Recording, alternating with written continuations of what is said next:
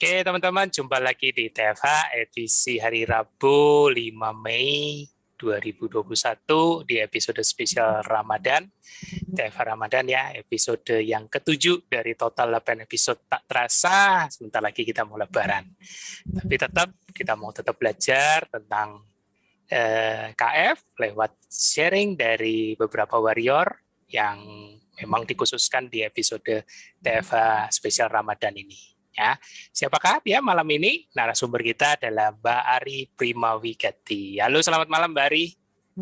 Selamat malam semuanya. Seger.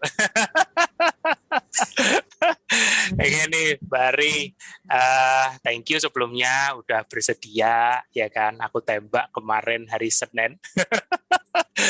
Nah ini kalau biasanya sama Mas Tio kan sama Nakes. Nah ini ya kalau kebetulan di Ramadan ini sama aku nggak mau terlalu teknikal, aku mau sisir dari sisi awamnya dari teman-teman non-Nakes. Nah kurang lebih sama sih yang diceritakan pengalaman ber-KF-nya mulai dari awal sebelum ber-KF, terus kenapa kok mau ber-KF, maksudnya mungkin tertariknya karena apa, kemudian manfaat yang didapat, dan yang terakhir yang makin paling menarik itu up and down-nya. Jadi Mbak Ari kalau nggak salah sudah 4 tahun ya? 4 tahun. 4 tahun ya? Nah ini pasti Dan banyak up and counting. down ya. Dan still counting. Monggo Mbak, yuk silakan. Oke, selamat malam semuanya. Ya. Thank you Mas Bobby, thank Ya. you Mas Tio dikasih kesempatan Ya. berada di sini. Ya. Jadi sebenarnya awal ikut KF itu setelah saya pulang 2017 pulang dari Jerman waktu itu. Terus, udah overweight sih memang. Angka 1 kuintal. Tapi saya masih lari. Jadi, masih lari, oke. Waktu itu pulang dari Berlin Marathon, jadi dalam keadaan berat badan hampir 1 kuintal, masih lari. Waktu itu ya bisa sampai finish, alhamdulillah karena training tentunya. Kalau nggak training ya, kalau nggak UGD ya dead gitu kan. Iya, oke. Jadi pulang dari sana, sebenarnya udah belajar ya, udah tahu nih KF, mempelajari tentang keto, terus akhirnya setelah dipelajarin kayaknya masuk di akal, dicoba deh, toh saya juga penyuka makanan lemak gitu kan. Oke. Makanan Padang, waktu itu pikirannya gitu, nggak apa-apa deh gitu. Jadi pulang dari sana langsung memang switching, jadi kira-kira cuma beda 2 minggu saya langsung switch. Jadi memang say goodbye malam terakhir, besok misalnya taruh, saya lupa waktunya, Senin misalnya itu ya. Jadi minggu itu say goodbye dulu tuh sama duren. Ya kan? Begitu udah langsung switch 1 minggu menjalankan protokol induksi. Oke. Dan luar biasa detoxnya. Luar biasa detoxnya. Nah, sebelum ke luar biasa detox, aku masih memperjelas lagi nih. Berarti pulang dari Jerman, Berlin waktu itu langsung jalanin KF ya. Tapi pertama kali dengar itu waktu pulangnya atau sebelum mungkin masih di Jerman ya? Sebelumnya. Sebelum ya. Ya, sebelumnya udah dengar-dengar gitu kan. Terus datang pulang ke Bali, ada yang ngajakin sih. Yang ngajakinnya, ada. Ya, ada yang ngajakin namanya Mbak Yanti. Jadi dia yang ngajakin saya, tapi dia udah kembali ke normal lagi. Terus ketemu sama Mas Gembong. Oke. Ya, jadi Mas Gembong ngasih at a glimpse saja, terus saya lebih banyak baca sendiri. Oke. Sip. Terus pelajarin, kenalin gitu kan. Ya, 1 minggu pertama tuh memang setiap hari HC. Progres ya. Jadi Mbak Ari ini boleh dibilang suka olahraga, ya kan? Ya. Masih bisa lari walaupun sudah berat badan hampir 1 kintal. Tapi kondisinya juga udah obes ya. Berarti waktu itu yang jadi concern memang overweight ya? Overweight, terus ada sakit kan, ada kolesterol, ada migrain, ada Oh, asam lambung akut, oh, oh. asam Oke. urat, Wih, oke, flu oke, burung. oke. Jadi saya udah hidup mungkin sekitar 10 tahun lah dengan obat-obatan itu karena 10 tahun. Rutin itu ya. ada sauditas lah. Jadi Oh, kalau mau makan seafood ya siap-siap minum obat. siap-siap dulu, persiapan dulu, antisipasi. Iya, Oke, oke. Ya, teman-teman yang mendengarkan ini, melihat ini juga pasti juga paham yang dulunya. Oke, lanjut Pak. Berarti 10 tahun dengan riwayat seperti itu, akhirnya ber-KF 1 minggu pertama penuh dengan progres ya. HC. Ya, Penuh dengan HC ya. ya, Oke, ya. lanjut.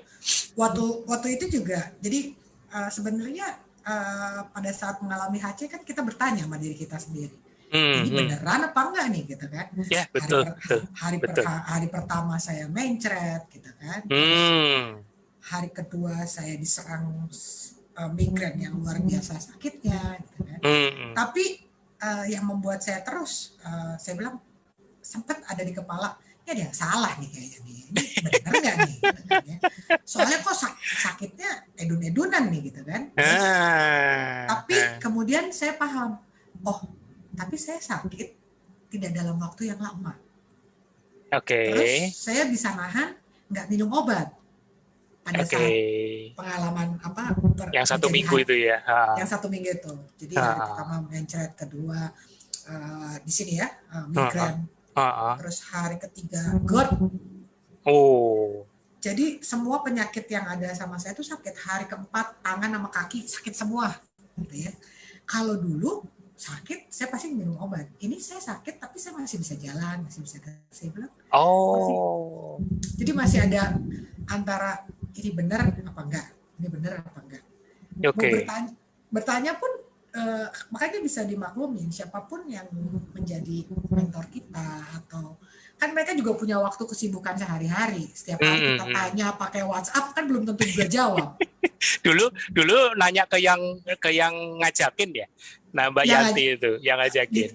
Ditanya pun gue nggak tahu nih gimana, cobain aja gitu. itu kayaknya pertanyaan yang bakal sering dialami teman-teman di UBI rata-rata. Iya, terus udah gitu tanya waktu itu kan sama Mas Kembang, ini gimana? Gak apa-apa katanya. Oh, oke, gak apa-apa katanya. Oke.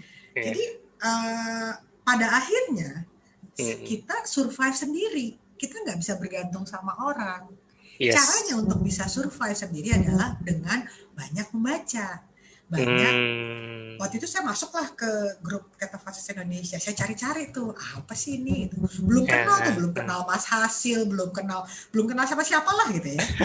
Jadi sarannya memang adalah pada saat kita mengalami suatu perubahan dalam tubuh, panik wajar dari yang tapi kemudian kita mesti pahami, oh saya bertanya. Nah, kalau yang bertanyanya kemudian gak punya waktu karena kesibukannya masing-masing, ya membaca, yang mencari informasi sendiri gitu ya, dan mencoba memahami.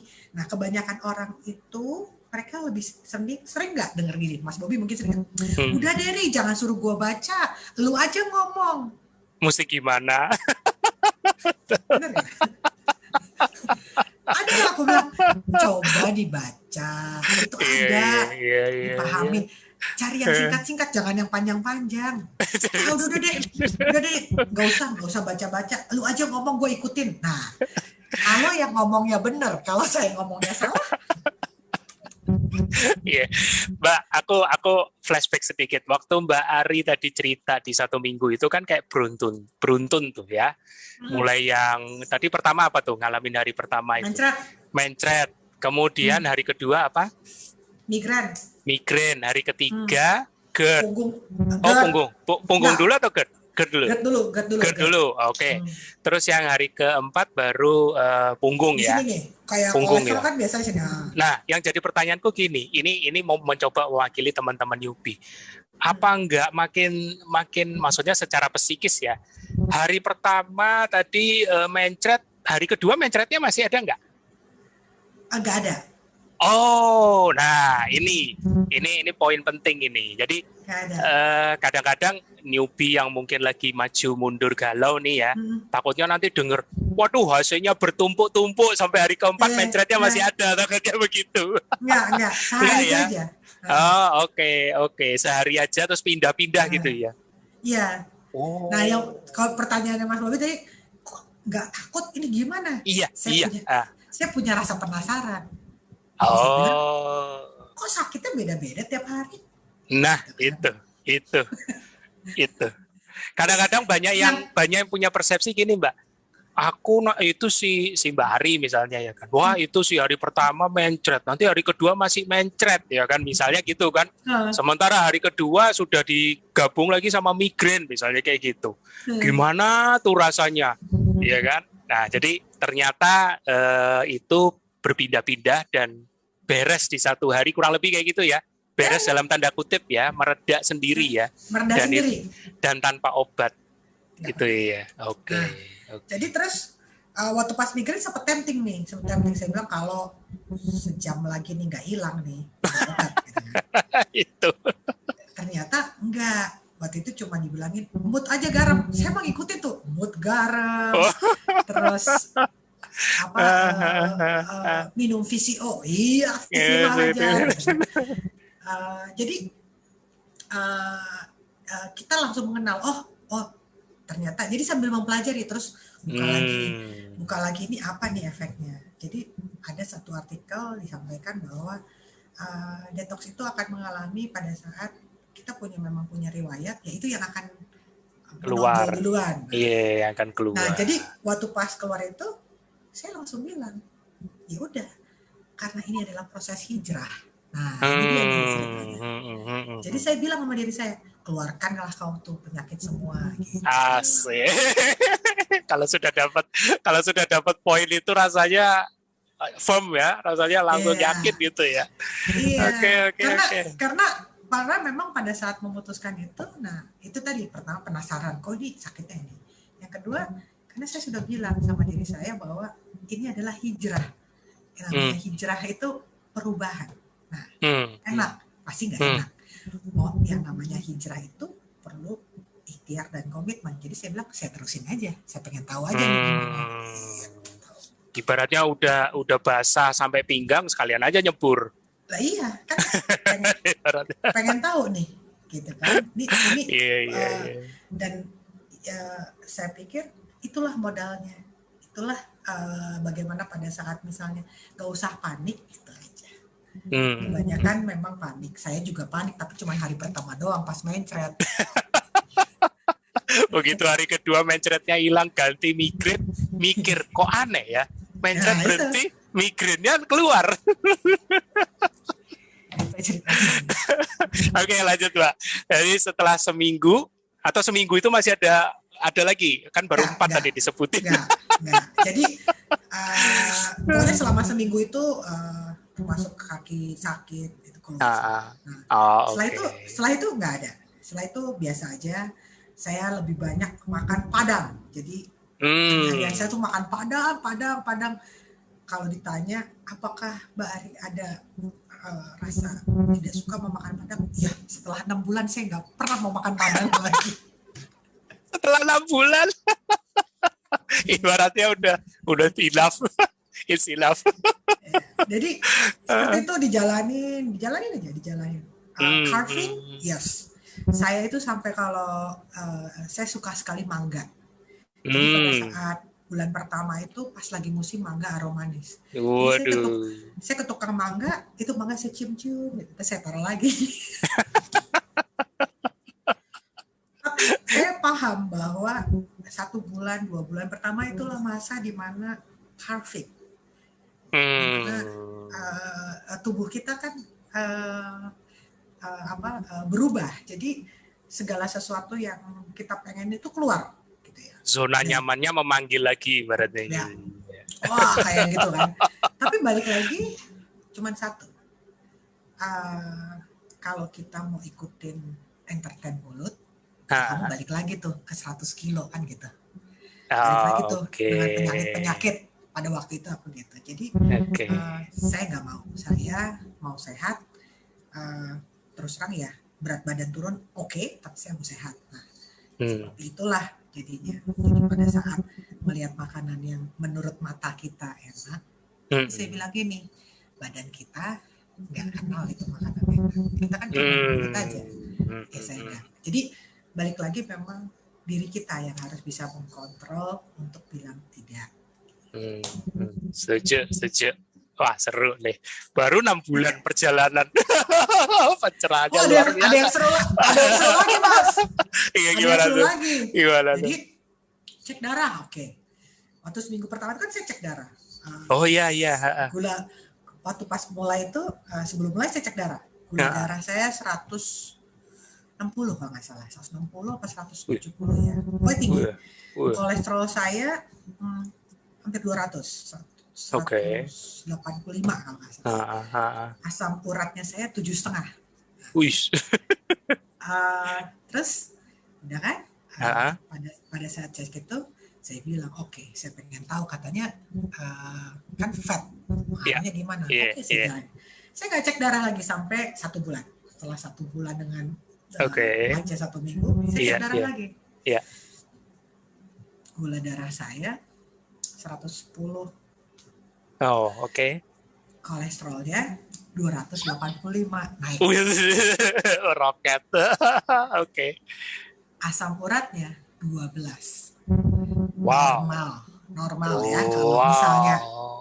Kalau misalnya pada saat itu saya bilang, 7,5 aja kemarin saya kaku-kaku minum obat.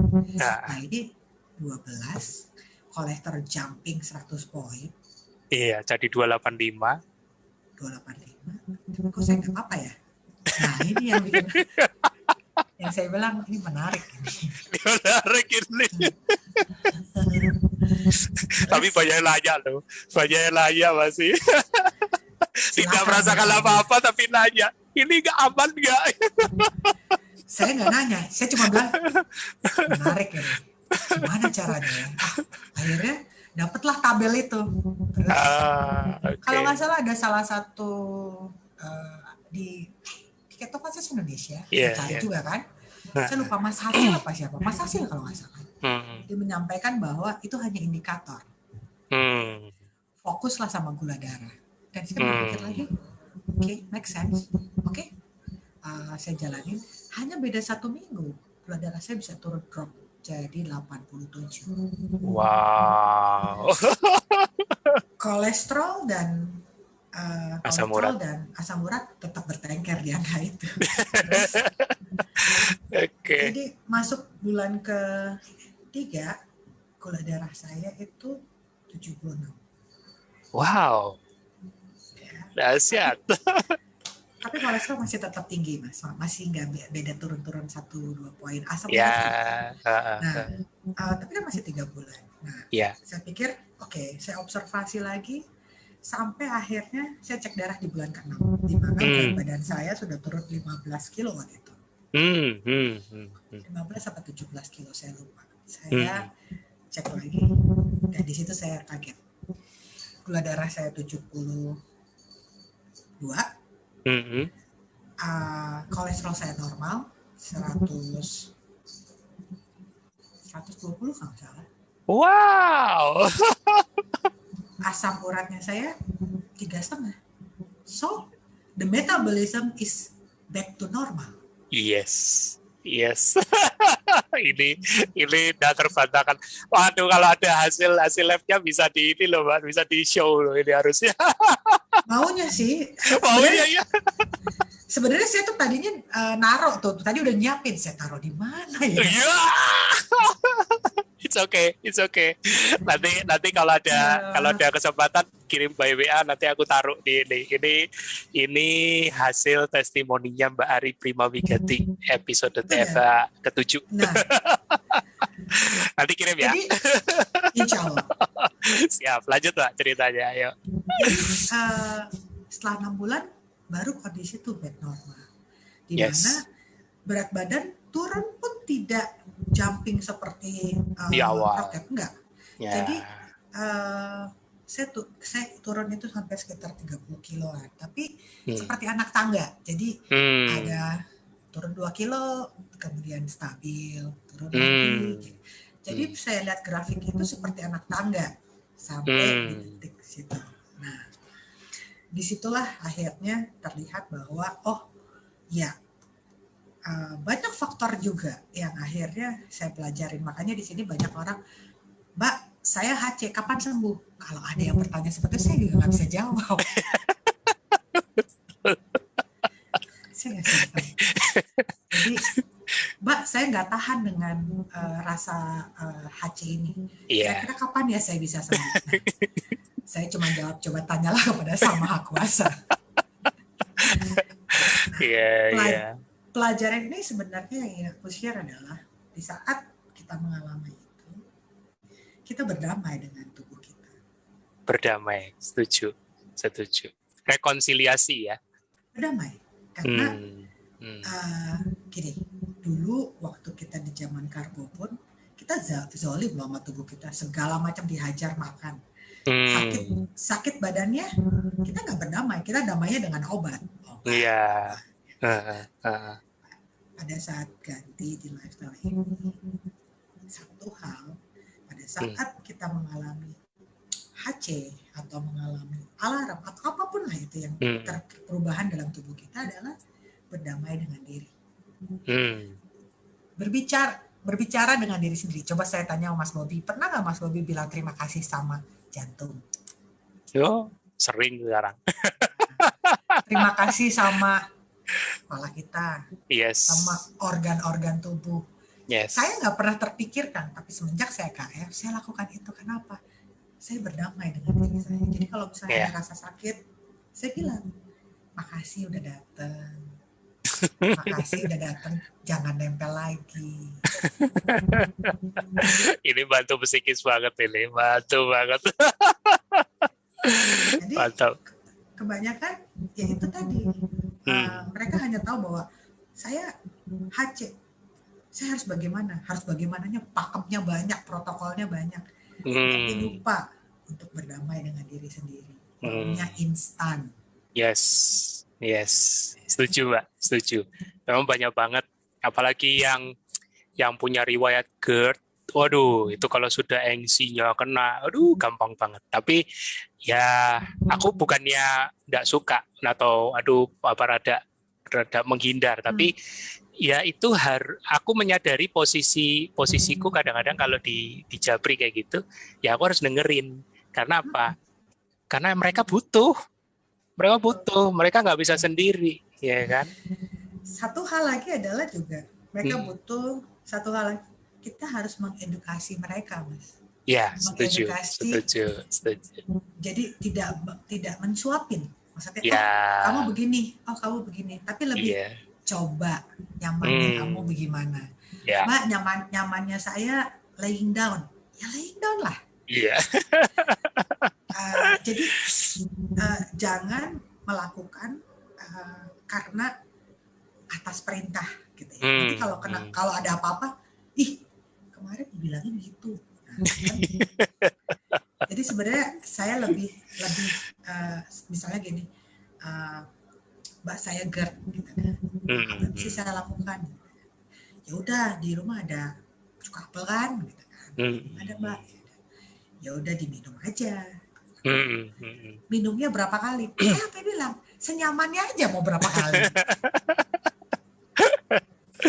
Rata-rata memang butuh panduan saat itu karena lagi pasti lagi, tapi balik lagi senyamannya. Jadi kalau kita bilang 2 kali, nanti tiba-tiba 2 kali dia masih GERD terus.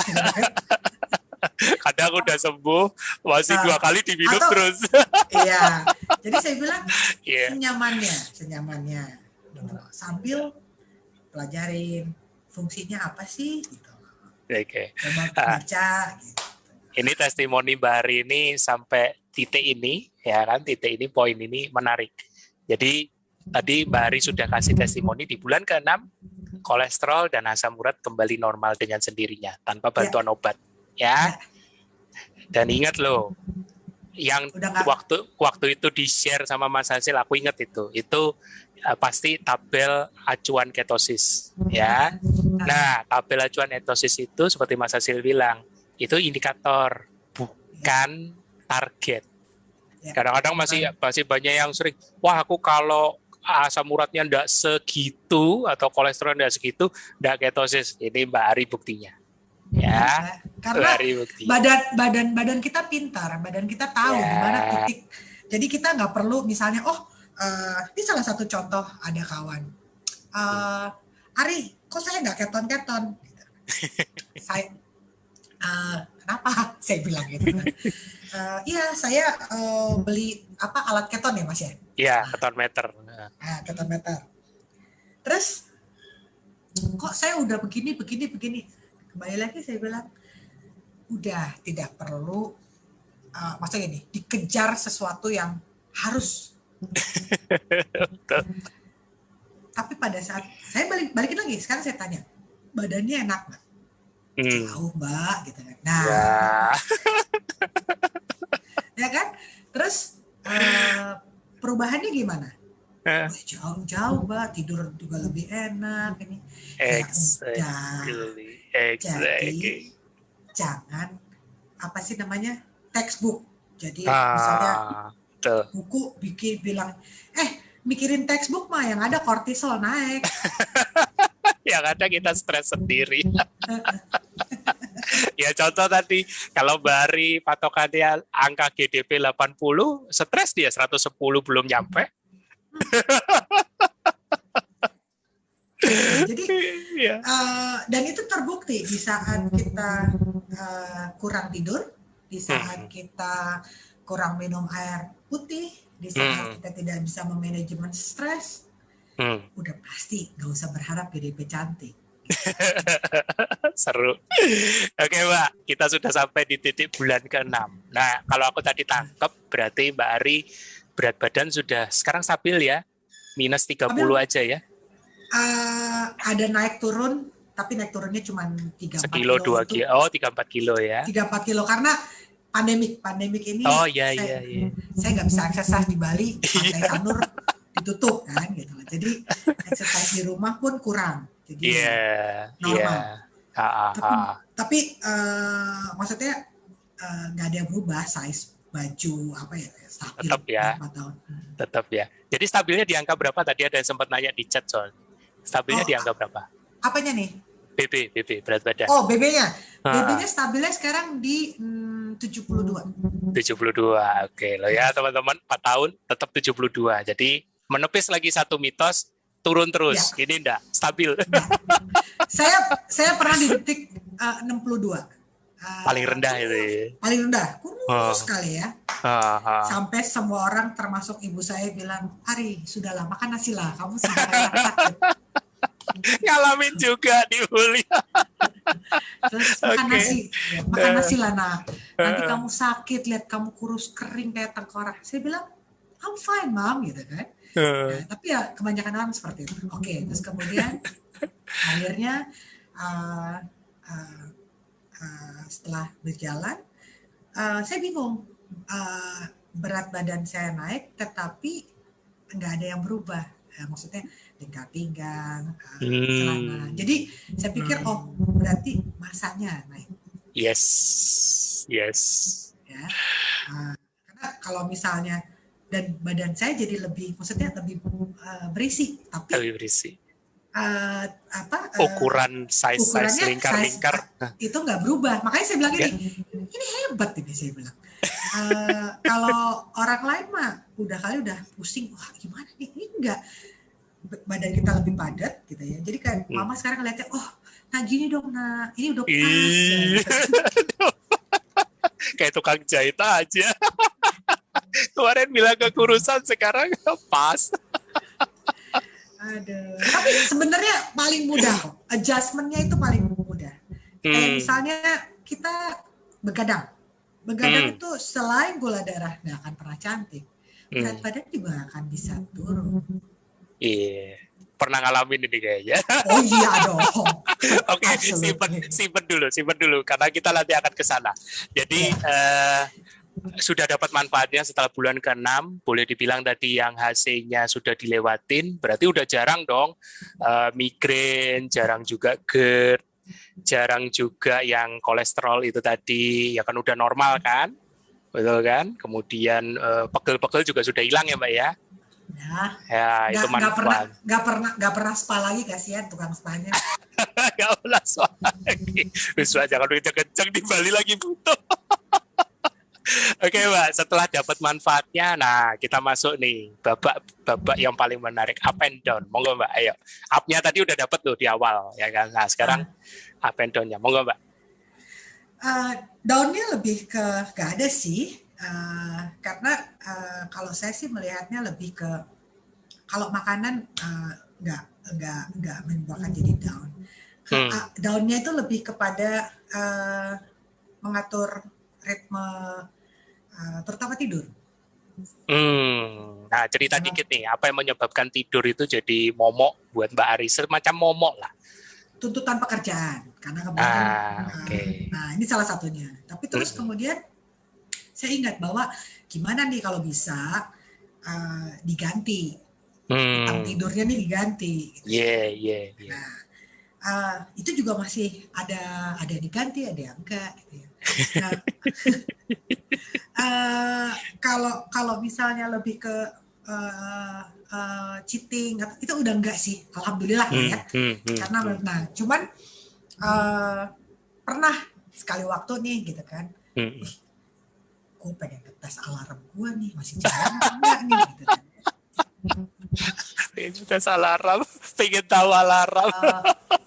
Iya, soalnya kan emang seneng masak, tapi gue pengen tahu nih, cuma gue pengen ngetes deh. Saya akuin, makanya buat ini jangan pernah untuk misalnya enggak saya akuin, saya cheating untuk ngetes alarm saya jalan apa enggak. Ini cerita lucu aja ya, jangan diikutin. Iya. Jangan diikutin. Jadi saya tuh sampai punya cheating list, Mas. Uzet, udah dibikin list. Oke. Ya, saya punya cheating list. Bakpao Bandung. Ayam Bandung. Ya. Durian. Terus apa ya? Bubur ayam. Ini ada semua. Uzet. Nah, suatu ketika saya bilang, saya mau nyobain ini salah satu cheating list saya. Setiap kali mau niat cheating, mundur. Karena nggak worth it sama efeknya. Oke. Ya kan? Pasti nggak worth it ya, karena terus udah enak. Iya, terus mau nyoba lagi. Pernah suatu waktu saya udah beli sushi bakpao itu. Hanya saya liatin, nggak saya makan. Saya liatin gitu kan. Aduh, seandainya ada bakpao keto enak nih. Makan nggak ya? Tapi saya taruh, nggak jadi saya makan. Saya bilang, gila udah perjuangan berapa tahun, cuma gara-gara bakpao gitu kan, kesel banget nih. Jadi dari cheating list itu nggak ada yang terrealisasi, hanya satu yang terrealisasi. Oh, durian. Ada satu. Oh, durian. Jadi ceritanya, saya cek GDP. GDP aku 76. 76 apa 66? Siapin amunisi dulu maksudnya. Ini jangan ditiru ya teman-teman. Saya bercerita ini untuk bahwa tidak worth it. Iya. GDP saya 66. Terus saya ditawarin durian. Saya bilang ini durian jatuh dari pohon. Oke, berani? Gak tahu sih, aku bilang gitu. Bawalah. Datanglah itu durian 1 bulat. Taruh. Saya liatin. Saya sampai pakai baca Al-Fatihah. Dibukalah tuh durian ya. Dibuka. Terus saya pegang 1 butir. Sampai saya bilang ini habis makan mati gak gue ya. Misalkan mati. Ini Bang. Oke. Tapi akhirnya saya coba. Saya makan. Tapi makannya cuma, kan kalau dulu kan bersih ya Mas ya. Makannya cuma hop. Saya bilang, rasanya masih sama tapi manis banget. Udah akhirnya durian itu saya kasih sama orang-orang yang memang makan durian. Kemakan cuma 1 berarti. 1 nggak bersih, cuma buang gitu kan. Iya. 30 menit setelah saya makan itu, keluar keringat dingin. Saya mau kayak gemeteran gitu kan. Rasanya saya mau pingsan. Saya cuma bilang gini, aduh waktunya nih saya udah selesai. Selesai. Oke. Jadi cerita ini bukan untuk bilang bahwa you can cheating. No. Ini hanya bahwa proses perjalanan saya, dan buat saya itu nggak worth it. Gitu. Dengan apa yang sudah banyak makanan yang bisa saya nikmatin dengan metabolisme saya, dan saya nggak mau entertain mulut saya hanya karena ya itu tadi kan kepengen. Selesai. Betul. Selesai. Jadi cukup sekian. Bye. Tegas banget. Tapi itu pesannya jelas banget. Jadi teman-teman di yang menyaksikan, jangan nanti japri Mbak Ari, Mbak, waktu udah keringet dingin keluar itu, terus apa yang Mbak Ari lakukan? Mbak Ari akan cerita. Bukan itu tujuannya. Yang jelas apa yang dilakukan ya kita kan kenal badan kita, ya udahlah. Gitu. Cuman poinnya bukan itu. Iya, betul. Jadi Mbak Ari pun masih manusia, ya kan, maksudnya masih ada rasa kepengen juga. Tapi lihat waktu beliau bercerita betapa beliau itu maju mundur dalam tanda kutip. Aku ini sudah enak badanku, ya kan. Makanan juga tidak kurang enak, walaupun sempat bosen sama Padang setelah 6 bulan. Tapi tidak bisa dipungkiri bahwa badanku udah enak. Apakah sepadan dengan aku nanti makan ini? Yang aku tahu nanti begini ya. Nggak sepadan. Oke. Itu di kapan itu, Mbak, kalau boleh tahu? Jadi udah hampir 2 tahun kali ya. Hampir 2 tahun ya.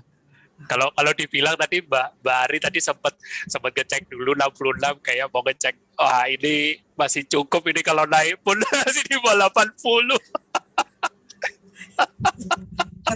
That's why tapi ternyata nggak worth it. Nggak worth it juga. Tubuh yang paling jujur. Itu yang Mas Tio selalu bilang, tubuh kita yang paling jujur, bukan tubuh orang lain ya, bukan apa kata orang lain.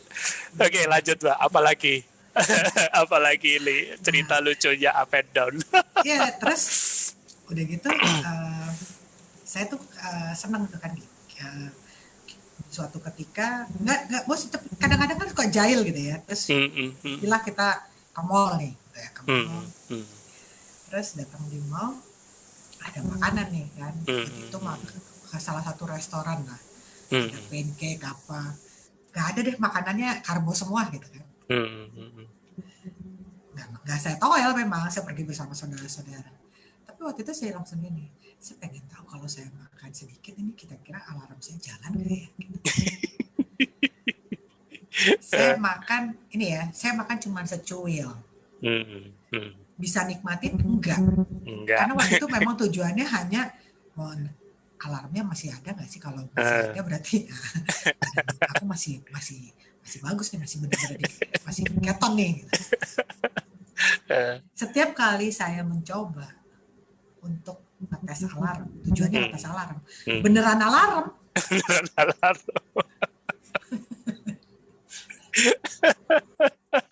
Oke. Nah, ini balik lagi Mbak ke yang cerita tadi, Mbak Ari sempat punya kendala di tidur karena tuntutan kerjaan. Nah, bisa yuk explore lagi seputar itu bagaimana Mbak? Oke. Nah, pada saat kita kesulitan tidur, memang otomatis GDP kita akan terkoreksi naik. Terkoreksi naik. Bukan terkoreksi turun. Kayak saham aja. Gue kalau terkoreksi naik, padahal teman-teman. Jadi kalau misalnya ada orang yang bilang, gue begadang, tapi GDP cantik, nggak ada lah itu. Terus apa yang mesti diperbaiki? Ya memang salah satunya adalah saya mencoba waktu itu nggak bisa. Jadi mau coba untuk koreksi agak ganti utang tidur, nggak bisa juga gitu kan ya, harus bergulir. Emang udah coba apa aja? Nggak, maksudnya di waktu siang itu coba untuk tidur gitu kan, nggak bisa juga. Akhirnya saya bilang oke, air putih. Kebanyakan orang nih kalau udah lewat 2 tahun lupa lagi, air putih nggak disiplin lagi. Oh, oke. Coba tanya nih nama yang ikutan KF nanti kalau ini aku minum pasti nggak dominan ya, minum teh, minum kopi. Itu juga yang saya perbaikin karena itu salah satu faktor. Terus makan misalnya, pada saat makan kita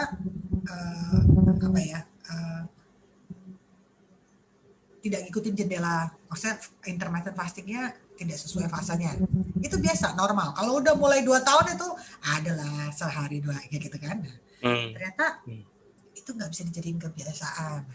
Hari ini aku sampai 15, besok jam 10 gitu kan. Itu nggak baik. Jadi kembali lagi reverse, perbaiki. Kan kita yang tahu badan kita. Walaupun yang kita makan masih dalam koridor, tapi kembali lagi udah intermittent fastingnya suka-suka misalnya. Ya. Oke. Itu diperbaiki. Setelah itu diperbaiki, ternyata otomatis badan kita mengajak tidur, istirahat. Jadi pada saat walaupun saya banyak pekerjaan, tapi saya udah nggak bisa lagi nahan. Saya harus tidur. Ya udah tidur. Mendingan nanti besok pagi saya bangun jam 4 pagi misalnya, saya selesaiin pekerjaan. Kan gak ada beda juga. Oke. Jadi yang Mbak Ari lakukan berarti menormalkan kembali sesuai dengan koridornya, ya kan? Dan yang Mbak Ari alami adalah pada saat dinormalkan kembali sesuai dengan kapasitas tubuhnya juga ya. Memang masih mampu puasa seperti yang di koridor itu, di fasenya, dan itu tak lama kemudian rasa ngantuk, sinyal-sinyal alami tubuh itu kemudian muncul lagi gitu ya. Oke. Padahal Mbak Ari sudah coba tidur siang juga ya? Nggak tidur, mana bisa kalau udah siang mau. Jadi kembali lagi adalah pada saat kita merasakan sesuatu yang aneh dalam tubuh kita, faktornya banyak. Salah satunya ya gula darah tinggi, bisa jadi kurang istirahat ya. Jadi kembalikan lagi. Memang orang bilang itu bisa aja ngomong. Kalau saya nggak akan keluarkan kata itu, tapi saya bilang badan saya yang ngomong saya harus tidur. Gitu ya. Jadi pada saat kita melakukan hal itu kembali dan istirahat cukup, disitulah semua terperbaikin. Jadi kalau misalnya kita kurang tidur, walaupun bilang saya taat protokol, saya ini, tapi tubuh kurang tidur, ya nggak akan terperbaiki lah. Iya, betul banget. Dan jadi, itu Mbak Ari alami ya? Alami. Saya alami, kan tubuh kita ngasih sinyal nih. Saya bilang, saya bilang ada yang aneh nih sama tubuh. Padahal lu udah taat protokol. cheating aja butuh perjuangan untuk itu. Jadi buat teman-teman memang cuma satu sih yang bisa saya share adalah tidur. Tidur cukup. Tidur berkualitas. Begitu badan memberikan sinyal saya harus tidur, ingat kalau mengejar dunia nggak akan ada habisnya. Mengejar pekerjaan nggak akan ada habisnya. Tapi pada tubuh bilang saya mau tidur, tidurlah. Dan alhamdulillah Mas itu terperbaiki. Jadi Mas Tio menjelaskan secara teknik, saya memakai bahasa yang lebih umum. Dan saya coba aplikasikan apa yang terjadi dalam tubuh saya. Benar. Dan recovery-nya cepat.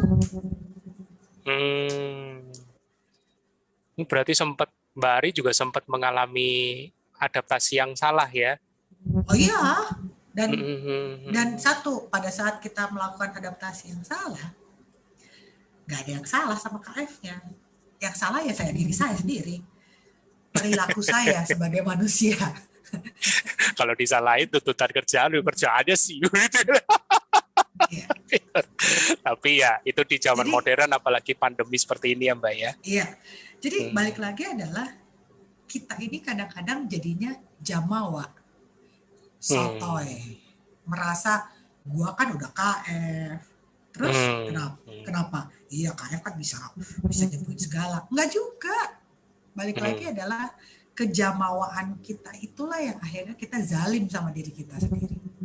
Pada saat kita zalim sama diri kita sendiri, kita lupa. Oh, tubuh itu ngasih sinyal. Tapi kitanya jamawa, kitanya apa yang dilakukan? Ya back to awal lagi, balikin lagi. Apa nih? Yang dibenerin core-nya.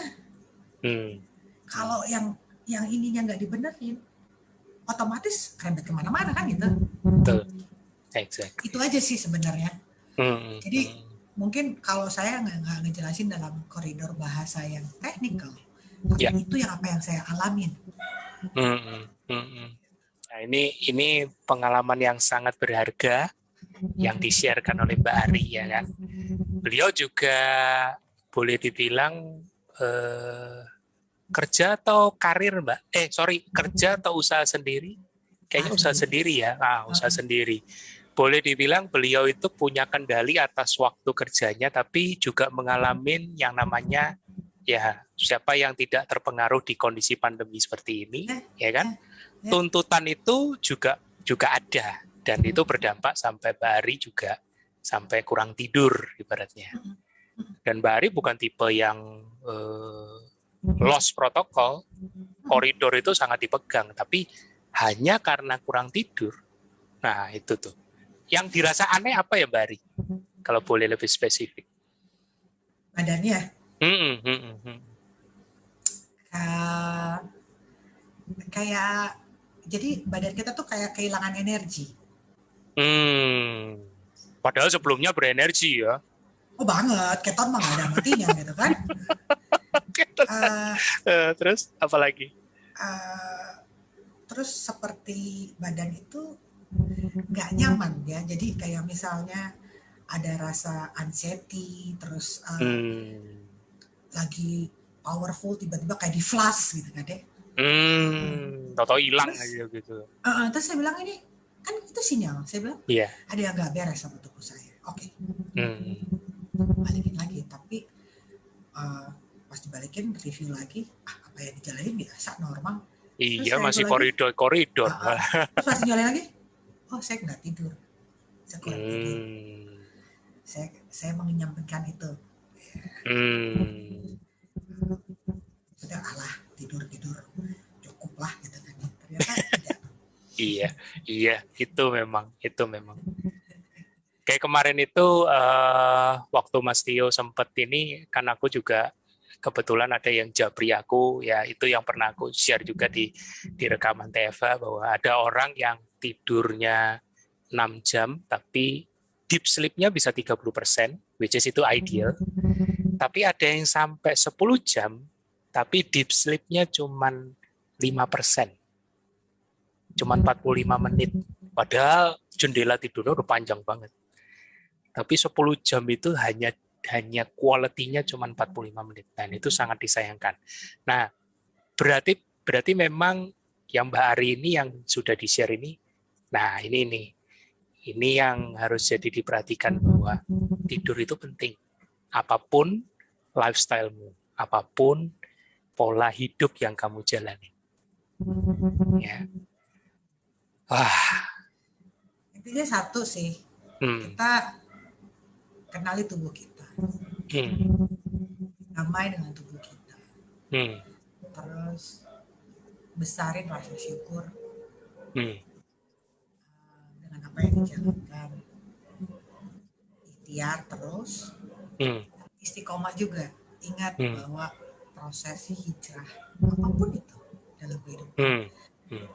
Itu tidak mudah. Hmm. Tetapi dengan istiqomah itu ya konsisten, persisten, itu bisa dijalani.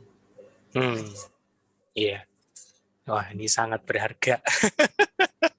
Nah, tuh udah ada yang ini. Tidur deep sleep itu PR banget, betul. Di zaman pandemi ini tidak ada yang tidak ada PR-nya deep sleep, semua punya. Tapi kata kuncinya tadi Mbak Ari atau beliau juga begitu tahu kuncinya dan kejar di situ. Jadi maksudnya nggak mau musingin yang lain. Ini bukan semata-mata bukan karena kurang makan apa atau kurang minum apa, tapi fokus di root cause-nya, di akarnya, ya, akar penyebabnya, muasalnya itu yang harus didapetin dulu. Sekarang gini ya, kalau misalnya kita udah mengenali tubuh kita, ada yang aneh dalam tubuh kita, kemudian kita mengignore dengan apapun kegiatan yang dilakukan, kerja apapun. Tapi kembali lagi, kalau itu yang dikejar, kita mengignore sinyal-sinyal tubuh kita, ujung-ujungnya apa? Kita nggak bisa ngapa-ngapain juga. Iya. Jadi mendingan anggap aja cuti, gitu kan? Anggap aja saya luangkan waktu untuk saya perbaiki apa sih yang terjadi dari saya. Udah, mau apapun ya lifestyle saya. Kebetulan saya KF, jadi ya udah. Pada saat itu terkoreksi, ya udah back normal aja, dan itu akan menjadi suatu perjalanan. Setuju. Itulah journey. Itu yang selalu aku bilang. KF itu journey unik dari tiap-tiap orang, nggak bisa dibandingkan.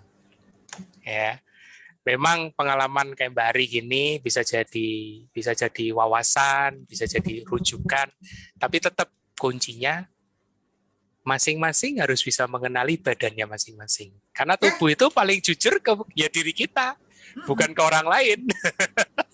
Iya. Itu. Kan kalau kayak misalnya Mas Bobi cerita nanti, badanku gini. Kenapa ya? Ya nggak tahu Mas makan apa? Mas ngapain? Perilaku manusia itu, manusianya individual itulah yang harus menyadari. Iya. Konsekuensi apa yang akan bisa terjadi, diperbaiki, itu aja. Yeah. Jadi kalau misalnya kita fokusnya sama, terus kebanyakan orang tuh kan akhirnya fokus sama orang lain. Kamu harus begini, PR fokus sama diri sendiri aja susah ya, gitu. Jadi yang kita bisa sharing sama orang adalah berbagi, edukasi, selesai. Tetapi kita tidak bisa memberikan garansi perilaku mereka seperti apa, kan kita juga nggak 24 jam kecuali suami istri ya, atau suami istri juga susah. Nah, itu dia. Jadi suami istri juga susah. Kembali lagi adalah begitu memilih apapun lifestyle Anda, kebetulan kita di sini kan, jalanilah dengan rasa syukur, kenali diri, berdamai, istiqomah, konsisten. Iya, setuju. Makanya ya memang dari awal kita itu, aku selalu ingat itu, Masti. Aku kalau Mbak Ari cerita gini itu aku langsung teringat aku dulu juga rada jumawa ya. Mungkin nggak tahu Mbak Ari tahu nggak ceritaku yang WF3 4 ronde itu. Jawawanya nggak sadar lagi, maksudnya karena mikirnya sederhana, ngerasain WF3 enak hasilnya ya kan, walaupun progresnya ya tidak menyenangkan. Siapa sih yang pernah WF3 pasti ngalamin lah hasilnya seperti apa. Tapi efek healingnya yang setelah progres itu memang enteng banget, badan itu enteng. Lah langsung kan mikirnya simple di sini di kepala. Kalau WF3 aja sudah efek detoknya segini dahsyat, dan yang waktu keluar itu begitu ya memang mempesona ya. Waktu itu kan saya banyak muntahnya itu pelangi Mbak, kuning, coklat, hijau, keluar semua.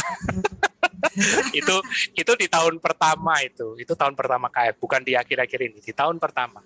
Jadi aku udah total 5 tahun. di tahun pertama itu kepikir kan, wah udah efeknya segini dahsyat, gimana yang ada di dalam tubuh ini bisa secepatnya dibersihin.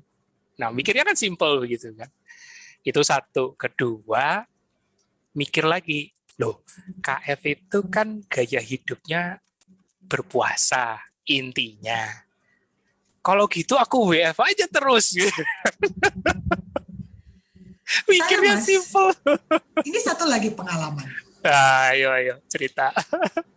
Kita cerita WF ya. Siap, aku juga punya pengalaman makanya. 4 tahun saya menjalankan pola hidup KF. Berapa kali sih saya WF?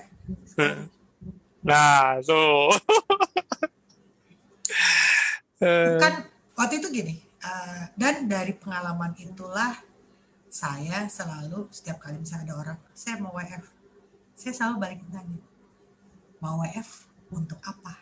Ya, cakep. Terus dia bilang, gaya aja mbak biar turun berat badannya, kagak usah WF. Gak usah.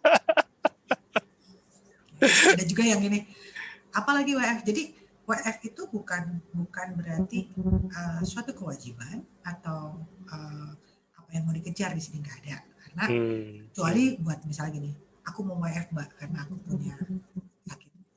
Oke, aku dampingin. Tapi aku bisa berhenti tengah jalan. Maksudnya ya aku dampingin aja WF, tapi saya nggak ikutan WF-nya. Terus, Oke. Dan memang betul untuk beberapa yang punya riwayat itu terjadi terrevisi, ada perbaikan. Tapi kembali lagi saya bilang, Mbak, hasil medis mengatakan ini membaik. Oke, saya mau WF lagi. Saya selalu bilang kasih jeda. Kasih jeda ya, itu yang penting. Betul. Badan kan perlu adaptasi, Mas. Kan saya udah gaya nih, udah pernah WF sekali doang. Jadi kalau kebayang nggak sih kalau misalnya emang ada efeknya enak, tapi badan kita tuh kan seperti kayak jadi kayak kerja romusa gitu. Iya, kerja romusa, betul. Jadi betul banget. Saya selalu bilang kasih jeda 2 minggu. Kayaknya 3 hari lagi saya mau WF. Ya at your own risk. At your own risk.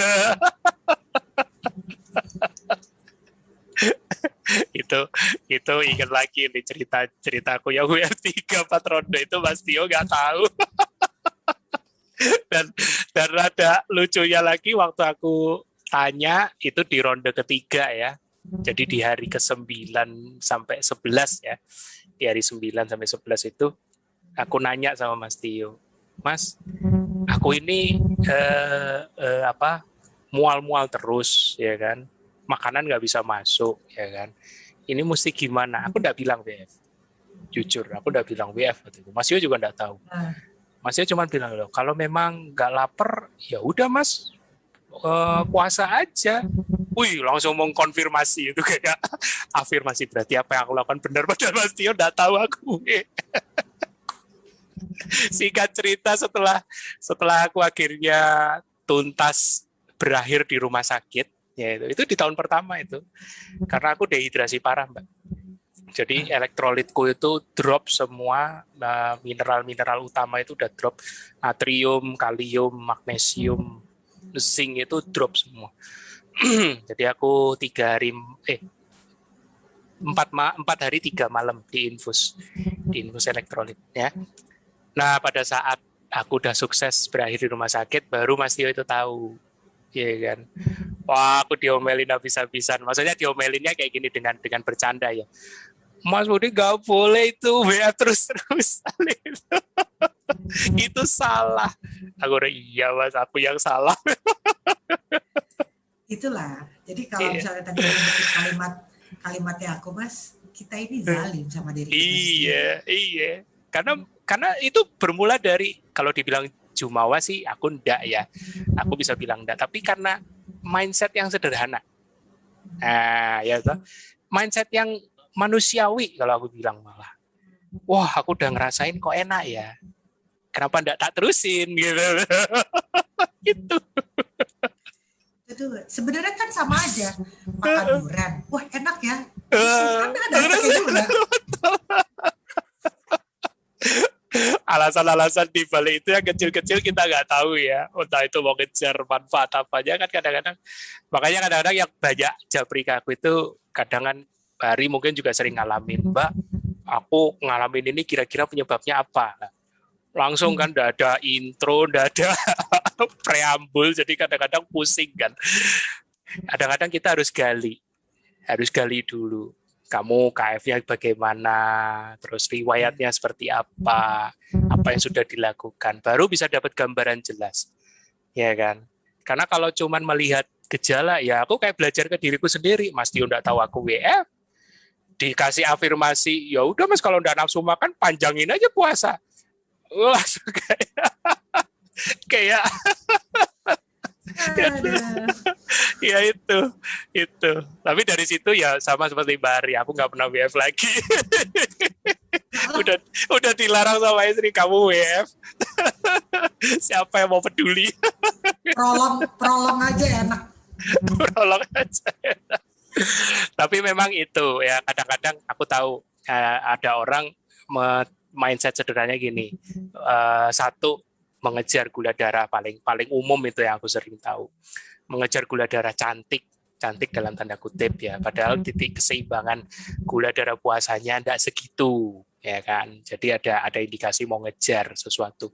Kemudian turun berat badan yang tadi Mbak Ari bilang, betul, kadang-kadang itu sering ya kan, padahal Mbak Ari udah buktiin loh ya kan, selama 4 tahun ber-KF stabil loh berat badan 72, paling rendah di 62 ya kan? Tapi itu bounce kembali lagi tanpa perlu banyak makan atau yang harus kayak gimana, enjoy aja. Hari ini 68 Mas. Tuh malah naik 68. Turun 72 ke 68. Padahal ya nggak puasa panjang-panjang juga, santai-santai aja ya. Itu berat badan. Kemudian yang ketiga, ini yang kadang-kadang benar tapi ya juga mesti lihat, mau segera mungkin remisi. Nah, mau segera mungkin sembuh lah kasarannya kayak gitu. Nah, boleh aja, tapi aku selalu bilang BF itu kayak pedang bermata dua. Kalau tidak perlu banget atau kondisi tubuhnya belum memungkinkan, ya jangan coba-coba. Karena bisa jadi senjata makan Tuhan. Ibaratnya gitu. Ya seperti Mbak Ari bilang, resiko tanggung sendiri ya. Sekali dijalanin mungkin enak. 3 hari lagi diputusin mau jalan lagi, tanggung sendiri. Iya. Kita hanya bisa meremind gitu. Tapi iya, betul. Perilaku itu kepada masing-masing individualnya. Ya silakan. Yes. Kalaupun kemudian ada konsekuensinya, ya berdamailah diri. Ya kembali menormalkan kembali, gitu berarti. Betul. Karena bukan apa istilahnya, yang kamu lakukan itu memang mungkin salah, tapi itu bagian dari proses kita mengenali. Kayak Mbak Ari, kalau nggak menjalani WF, mungkin Mbak Ari nggak bisa sharing tentang kita, bagaimana beliau bisa menjaga yang japri ke dia. Kamu mau WF untuk apa? Ditanya dulu kan.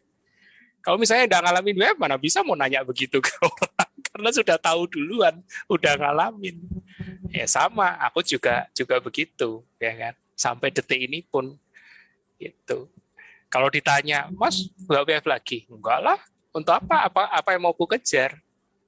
Ya kan? Ya. Dan gitu. Perlu juga diingat bahwa setiap individu itu karakternya berbeda. Unik. Betul banget. Jadi Mas Bobi menjalankan mungkin dengan stylenya Mas Bobi, mungkin ada beberapa yang nggak bisa dijalankan oleh saya atau kira-kira seperti itu. Yeah. Jadi balik lagi, kita tidak usah melihat orang lain, kita cukup mengenali diri kita sendiri. Udah gitu, saya dulu pernah ya, jadi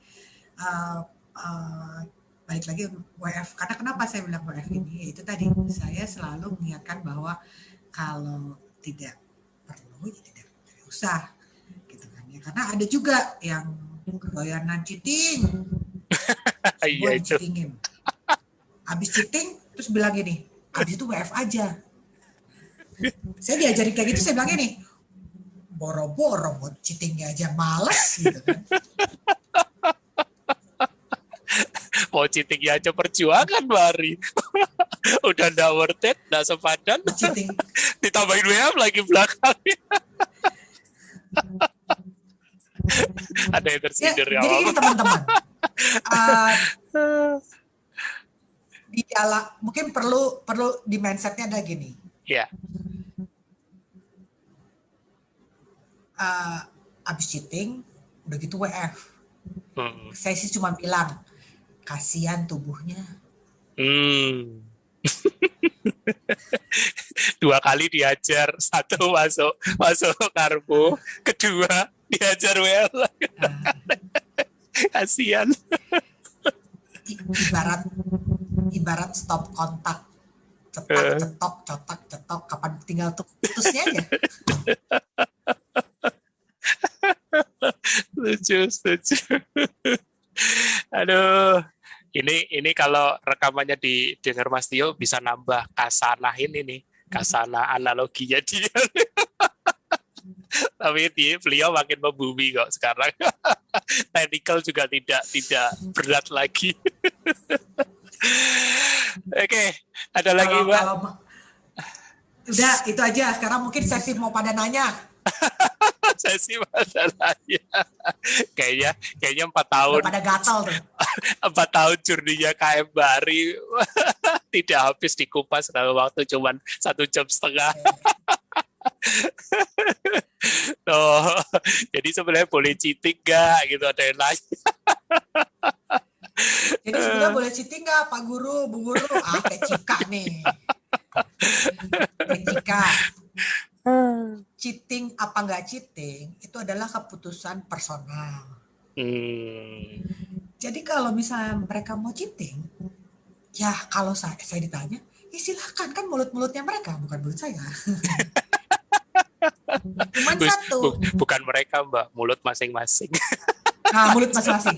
Cuman satu, pada saat mengambil keputusan cheating, kan ada konsekuensinya. Yes. Jangan mengeluh, udah itu aja. Jadi boleh tapi bisa. Habis itu WF 5 hari.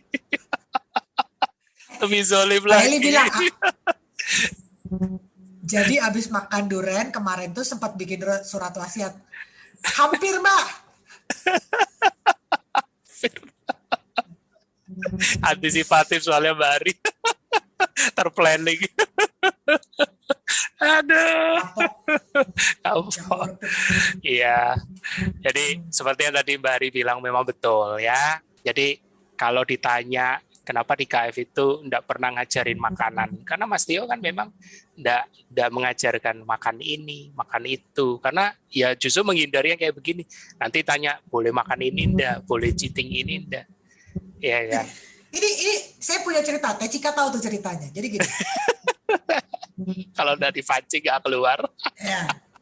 Ini ada cerita. Lanjut. Banyak orang kalau masuk KF itu nggak boleh ini, nggak boleh itu, nggak boleh ini, nggak boleh itu. Terus saya bilang, enggak tuh, boleh semua. Kok boleh? Iya, tapi kan pakai koma. Jadi kayak misalnya gini, boleh makan pisang nggak? Teh Cika tahu nih ceritanya. Ari, aku mau boleh makan pisang nggak? Saya menjawab apa Mas? Boleh. Kok boleh? Kan karbo sama fruktosanya tinggi. Terus aku bilang, kan saya masih koma. Pada saat kamu makan pisang, ya harus ada konsekuensinya, harus dibuang. Jangan dia lagi berakar tuh di dalam ini. Cara membuangnya bagaimana? Ya pilihannya 2 ya, saya bilang. Lu puasa 23 jam atau lu lari 10 kilo. Terus jawabannya gini, ya udah kalau gitu nggak makan pisang. Nah itu benar. Nah itu benar. Berarti pemilihan mau makan pisangnya udah salah dari awal. Jadi artinya gini loh, kita mengedukasi people, Mas. Iya. Iya. Ya, kalau kita bilangnya gini, gak boleh, orang udah takut duluan kan. Kalau saya bilang boleh. Nah, pada saat dibilang boleh kan mereka juga kayak, oh, kan kita udah KF kok boleh. Nah, ini temen gue. Ini temanku. yang kita melongo kalau boleh ya sudah besok aku beli. Melongo kita. Nah, jadi kita edukasi.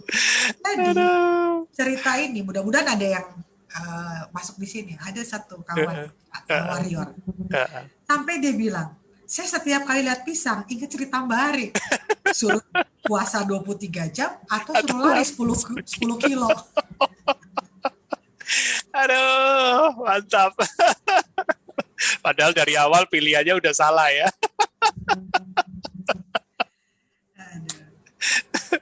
Disadarkannya dengan pilihan yang gak enak, baru dia udahlah gak jadi deh makan pisang. Lah itu baru betul tuh. Aduh, seru. Jadi banyak juga yang bertanya kan, misalnya, kok ini saya bilang, kalau saya paling males kalau saya bilang gak boleh. Kak, saya bilang boleh. Nah, kalau orang yang mempelajari dia akan bertanya, kok boleh?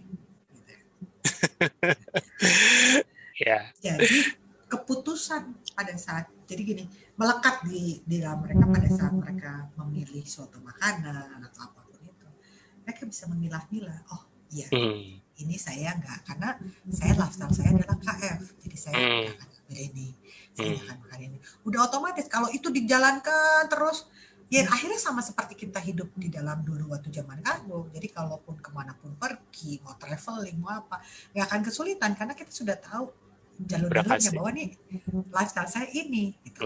Udah punya alat pancingnya udah. Ada juga lagi misalnya gini Mas, dia seorang pendaki gunung, terus dia bilang sulit sekali, ya amunisi dia bawa. Tapi dia bilang pada saat naik di gunung kebayang, kalau kita kebayangnya masih ada warung di desa, ini kan di gunung gitu ya. Nah, pada saat itu karena dia kurang istirahat, terus kemudian walaupun dengan amunisi, tapi kan dia kurang makanan, asupan makanannya nggak ada. Pada waktu itu dia bilang, saya akhirnya makan roti Mbak Ari. Saya jawab gini, ya nggak apa-apa, daripada metong.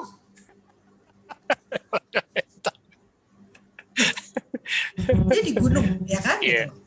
Saya bilang, bukan berarti ya cerita saya ini terus bilang, oh besok boleh makan roti. Oh salah besar. Salah besar, betul. Salah besar. Jadi kita harus melihat koridornya. Di mana teman kita ini warrior, dia ada di gunung, dia nggak ada pilihan, amunisinya bawa, VCO bawa, tapi nggak cukup. Gitu. Nah, teman-temannya lain bawa makanan, ya karbo lah. Makanan yang lain, terpaksa dia harus makan karena kalau enggak mau panggil ambulan juga di atas gunung kan nggak bisa gitu ya. In certain condition saya bilang silahkan, karena badan kita perlu asupan, nggak bisa kosong kecuali kalau memang bisa makan daun-daunan tuh yang ada di sana. Jadi kondisi-kondisi seperti ini bukan berarti membuat berarti saya boleh, ya masa iya ke mall terus makannya roti. Beda jauh banget. Nah, jadi waktu pada saat dia turun kembali dari gunung, karena dia kalau naik gunung tuh bisa 7 hari, ngomong nggak kebayang tuh 7 hari gitu kan ya, terus amunisinya kurang. Nah, pada saat turun, dia bertanya, apa yang mesti saya lakukan Mbak? Ya balik lagi, tidur, hibernasi. Kenapa? Selama perjalanan yang terjadi itu dia melakukan istirahat. Jadi kata dia selama 3 hari itu kerjanya cuma tidur makan. Terjadi dengan badannya. Normal. Balik normal. Recovery-nya cepat. Betul. Yang terjadi selama dia di gunung itu stresnya tinggi. Otomatis. Nah ini aku ingat ceritanya Mbak Ari gini, jadi ingat juga Mas Tio yang sering-sering kadang juga sharing curhat kalau lihat kondisi ya, terutama di kondisi rumah sakit. Kadang-kadang kan ada orang suka begitu kan. Nanti kalau dari rumah sakit dikasih infus glukosa gimana? Sama kondisi di rumah sakit itu kondisinya apa dulu? Life threatening, mengancam nyawa atau enggak? Jadi kalau kondisinya memang mengancam nyawa, jangan sekali-sekali idealis. Nah, kalau tadi Mbak Ari kan pesannya jelas tuh, yang waktu kasih sharing tadi di gunung. Pengennya sih kalau ada makanan hewani atau rendah Iya, kalau karbo ya enggak apa-apa. Tapi kalau nggak ada, masa mati demi idealis ibaratnya gitu deh. Iya kan. Tapi bukan berarti itu selamanya. Bukan berarti di kondisi apapun bisa diterapkan. Khusus, kondisi khusus. Iya kan. Itu. kita tidak bisa kan masa begini, ya udah tangkap aja ayam, mbak di rumah kagak ada ayam gitu kan nggak bisa kita memberikan masukan yang seperti itu ya. Iya, aku tahu.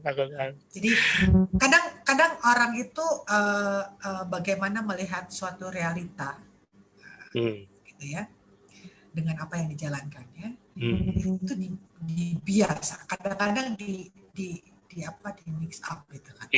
Dikutip kayak akun Lambe Turah. Dikutip saya ngomongnya. Wah, Mbak Ari pernah ngomong boleh makan pisang. Padahal tapi kan gak lihat the whole story. Dia gak lihat penjelasannya. Iya.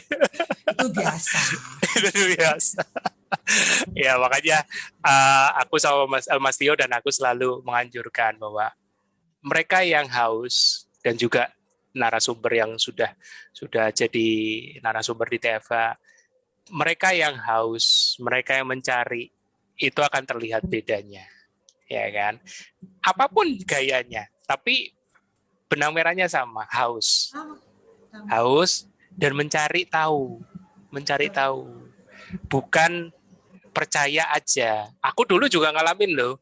Aku yang sudah 5 tahun ber-KF, lebih lama dari Mbak Ari, sempat ngalamin gitu juga. Terlalu percaya diri.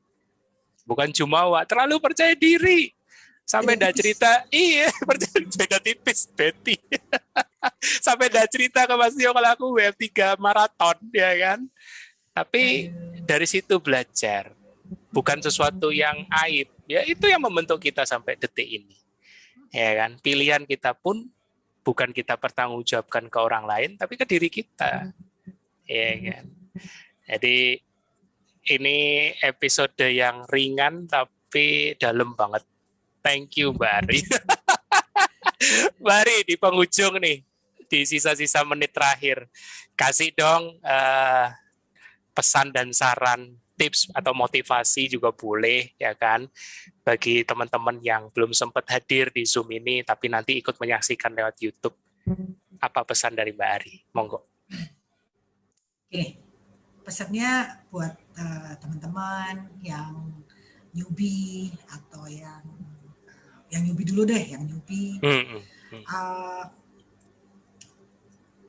Apapun yang terjadi dalam tubuh Anda dengan pergantian ini, itu tadi terimakan dengan rasa syukur, tetap jalanin, dan kalau misalnya nggak sanggup, jangan dipaksa.